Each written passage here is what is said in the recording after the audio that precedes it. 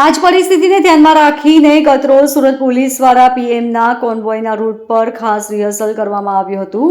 પોલીસના રિહર્સલ સમયે એક બાળક સાયકલ લઈને કોન્વોય રૂટમાં પ્રવેશ કરતા પોલીસ અધિકારી દ્વારા તેને વાળ પકડીને માર મારવામાં આવ્યો હતો. હાલ આ ઘટનાનો વિડીયો સોશિયલ મીડિયામાં વાયરલ થતા જવાબદાર પીએસઆઈ સામે કાર્યવાહી કરવામાં આવી છે.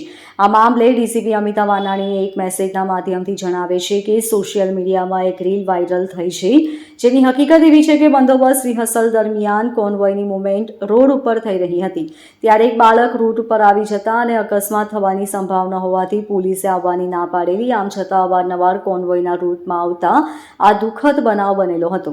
આ વાયરલ વિડીયોમાં દેખાતા પીએસઆઈ મોરબી જિલ્લામાં ફરજ બજાવે છે. તેમનું નામ પીએ ગઢવી છે અને સુરત શહેર ખાતે બંદોબસ્તમાં છે. मेरा नाम राहुल सोनी। राहुल कल क्या हुआ था? मेरा कुछ मालूम नहीं था, मैं उधर जा रहा था आराम से, वो मोदी आ रहेगा तो मालूम नहीं था मेरा, आराम से चौक गया।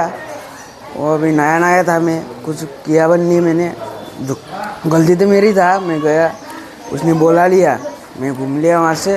वहाँ तो उसने मारा मेरे एक दो झापड़ी, वो पिया था आराम से, मेरे को बोला साइड में जा, बोला अरे सर मेरा गलती नहीं है, मैं नया नया था, मैं आया गया, मेरे को क्या था मोदी आ रहे बोल के, उसने मार दिया बस। आपकी गलती है, मान रहे हो आप? हाँ मैं तो मान रहा हूँ अपनी गलती है। Bureau report LK star news, सूरत।